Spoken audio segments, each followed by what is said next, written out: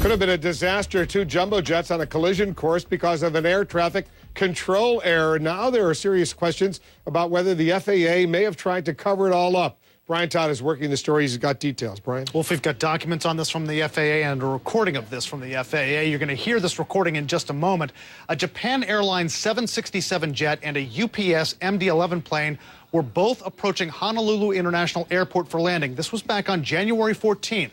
Now, according to documents from the investigation, an air traffic controller in the Honolulu Tower mistakenly directed the two planes on a collision course. The documents say the controller got distracted for about a minute dealing with two other flights. And then when he returned to the Japan Air and UPS course, the planes were much too close. According to the FAA, they got within 1.6 miles laterally, only about 300 feet vertically.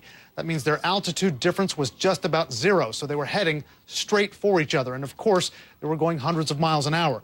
You're about to watch a tape of that radar replay. You're going to hear the urgency in the controller's voice as he talks to the cockpits. The two planes are inside the blue and yellow circles. Take a look.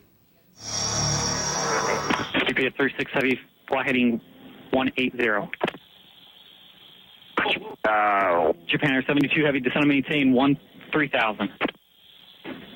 Japan Air 72 Heavy, traffic 12 o'clock, half mile, heavy MD-11 climbing out of 4,300.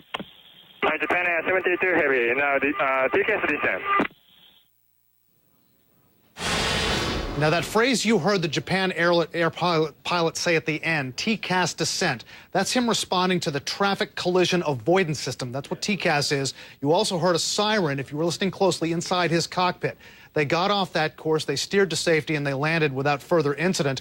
The controller later told investigators he was flustered by the event and asked another controller to take over for him afterward. Wolf, it was a very close call. There's also a lot of questions about whether or not they reported all of this promptly to the FAA. That's right. The FAA officials in that tower are supposed to report this immediately to FAA headquarters in this area. That was not done in this case. Hawaii News Now, which first reported this story, says the FAA's longtime manager in the Honolulu Tower told his employees not to report the incident to officials on the mainland. Now, he denies ordering a cover-up. He said two people under him covered it up, but that top manager is now retired.